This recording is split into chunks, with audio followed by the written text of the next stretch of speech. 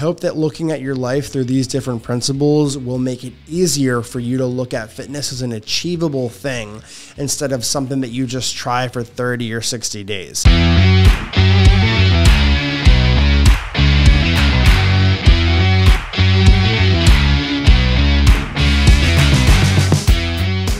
Welcome back to the Built Bodies podcast. I'm your host, Alan Jeremolo, and in this podcast, we talk about how to make fitness a lifestyle instead of a crash course while building your body. And in today's episode, we are going to be talking about living your life through principles instead of restrictions. And this is a very hot topic for me personally, and I'm going to share with you what principles I live by to make my fitness journey easier. So if you want to make your fitness journey easier instead of always starting, stopping, quick fix here, quick fix there, fad diet here, if you're easily distracted in the fitness space, this topic is going to help you really understand how to make decisions and bulletproof your results so that you can actually maintain that lifestyle. And this is very near and dear to my heart because I work with a lot of clients who have tried quick fixes their entire lives, and it's because they're restricting a lot of things all at once instead of looking through a different lens, okay? And this basically kind of like furthers the concept of like, if you give a man a fish, he'll eat for a day. If you teach a man how to fish, he will eat for eternity, all right? Or whatever, however that quote goes. But this is basically going to be a different lens to look at life in. And this has really helped me simplify fitness. And that's why I want to share it with you today. So let's get started with number one, which is eat to fuel your body. When we look at that saying, eat to fuel our body, we look at food a lot differently. If I just said eat food, that really doesn't narrow it down for us, because if we try and look at what food is going to give us the most fuel, our mind automatically goes to what food is healthy for us, what food's going to help us recuperate, what food's going to help us build muscle tissue after breaking it down in the gym. And that's really what I want you to start thinking about. So when I hear this principle and I live by that, it reduces fatigue, it reduces hunger, it reduces crashes. Why? Because I'm looking at food a lot differently. I'm choosing foods that have a lot of nutrients in them. So that's going to help me reduce fatigue. It's going to help me reduce hunger because if I'm having whole foods, I'm going to be a lot more satiated and full throughout the day than someone having junk food all day. And it's going to help me reduce crashes because I'm not going to be having a bunch of processed things throughout the day or a cup of coffee with like a million grams of sugar in it. And again, I'm not demonizing sugar. I'm just saying that if we look at food in this way, it helps us make better nutrient-dense decisions moving forward. The second one is going to be to embrace the journey. This principle is one that took me the longest to learn because it basically just makes it much easier for you to set expectations properly.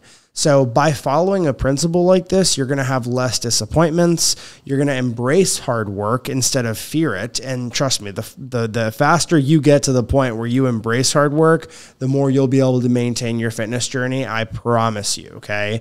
And it also makes you appreciate much more in your life. When we look at the journey and we fall in love with the journey, it makes it much easier for us to really be happy and fulfilled because we're not always looking for the next thing to hop on. It really does narrow our focus. And that also ties into number three, which is sustainability. Living life through sustainability. This automatically limits distractions from things that just don't work or they're unrealistic to your lifestyle. So if you live your life in a sustainable fashion and you make decisions on what type of fitness routine you're going to do, that'll help you weed out a lot of the things that aren't going to work for your specific lifestyle. So for me, I've built my life in a way where the routine that I'm following right now that's really sustainable is just walking, not any additional crazy cardio because of my joints and injuries that I've had in the past 4 months or so. I've had to choose a more sustainable strategy than just trying to get my body to do the work and get injured again and all of that. That's why looking at it through this this lens helps me never really fall off my fitness journey. I've done multiple different types of styles of fitness. I've trained for an Ironman before. I've done a bodybuilding show. And the reason that I continuously year after year after year stay fit and in shape just in different ways is because I always look at it through this lens. And at different points in my life, I was able to handle much more than I do now. Now I'm at a point where I can handle a lot less in terms of time on my hands and also desire too. I don't have a bunch of desire right now to train like a hybrid athlete or anything like that. I've had injuries come up. They're really frustrating to work through, and I'm having a good time with my fitness, and that makes me happy. So if we look at it through that lens, it makes it much easier to make those decisions on the fly. You never have to fall on or off your fitness journey. Moving forward, it also secures your success. We can all agree that sustainable strategies are much easier to maintain over the long haul. And if we continue to make decisions like this, we will guarantee our success in the future. Number 4 is going to be to build your life around activity. And this also has to do with who your friends are, who you choose to be around with, your partner. And I don't want you for a second to think that you have to find new people to bring into your life. That really depends on them, not you. If you decide to actively make a choice to put your stake in the ground and say, I want to live a more active life, then people around you will start to adapt similar habits as you. Okay. If my mom didn't start working out, I would not have started working out. And I can tell you firsthand that being one of the, in my friend group, I have 2 different states that I live in. And when I'm in Pennsylvania, my friend group there doesn't exercise as much as my friend group here. And that's not saying anything bad. It's just saying that my friend group here, they're all personal trainers and fitness instructors and stuff like that. So naturally they have to be like more in the gym, right? But when I go back home and I'm with all of my friends from high school and everything, we lift together because it's something that rubs off, okay? I'm going anyways because it's so ingrained in me that I go. But when I was at the beach this summer with a couple of my buddies who don't regularly go to the gym like every single day, they go monthly, but they don't go every single day, they made it to the gym because I was there, because it rubs off on people. And that's not me being like, narcissistic or anything like that. It's just how it is. Whenever I hang around certain people who are more active than me, guess what? I'm more active than I normally am. So this shit's contagious. And that's why building your life around activity and choosing different people who you want to spend your time with really does fucking matter, okay? If you're around toxic people, people who are generally lazy, I promise you, it'll be much harder for you to be more active and, really be able to make progress in that regard, okay? So even if your partner's not there yet or your friends are not there yet, what I recommend that you do is to try and put yourself first, get into that routine, and then it'll rub off on them slowly over time. Extend an olive branch here and there. Get them to go with you. That's what I did with my friends as time went on, and all of them eventually got into the gym. And that's something that's only going to benefit their lives. So that's one thing that I want to say. The other one is to get a dog. This one might not apply for everyone, but I can totally tell you that it's much easier to maintain an active lifestyle when you really care about an animal who needs to stay active and entertained so they don't chew up your house or just get bored in general, okay? I also think that living in active areas is something that people can control to an extent. If you work a job where you're stuck in a specific area, maybe you can go to the nearest park around you. Maybe you can live near a small town that you can walk in every single night. There's a lot of different examples to this, but if you live even in a big neighborhood, okay, you can take a stroll every single night to live a more active lifestyle and cool down with your partner, significant other, and that's a way for you to really build your life around this concept, okay? Make movement a part of your day. Starting your day with movement and ending your day with movement is a great way to not only lower stress, but also get your day started and end your day, okay? Something that I've personally adopted in the past several months is just walking in the mornings. And what I like about walking in the morning is that I feel that I do it much easier than going to go swim in the morning or going on a hard run or going on a hard cycling ride. This is much easier for me to get up out of bed and not have anything prepared and just go do. Okay. I can easily walk 2,000 steps to start my day because there's such a low barrier and low intensity involved with that activity that it makes it that much easier for me to just do it instead of thinking of an excuse like I'm not feeling right, I need to eat a lot and stuff like that. Now, there's also another concept of making the gym fun by being around a group or culture. And this can apply to cycling studios. This can apply to your local gym. Being around a specific group of people that really just makes you feel like you're awesome. It makes you feel like it's part of your normal behavior.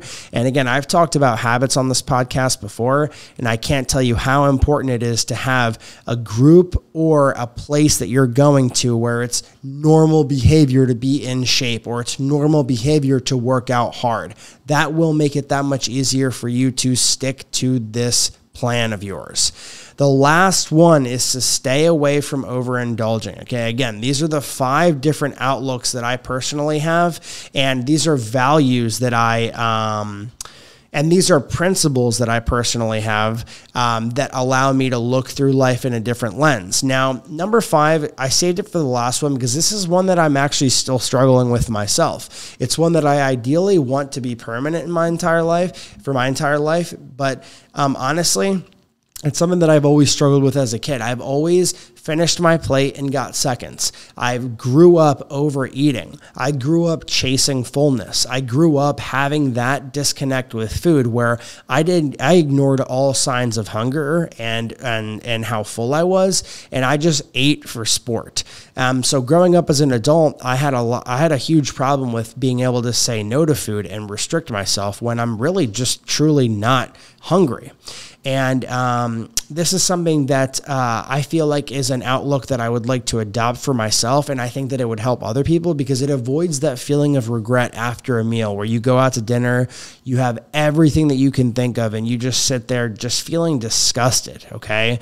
Or when you go out to an ice cream place and instead of getting like a small just to, moderately have a little bit of a portion, you get the XL.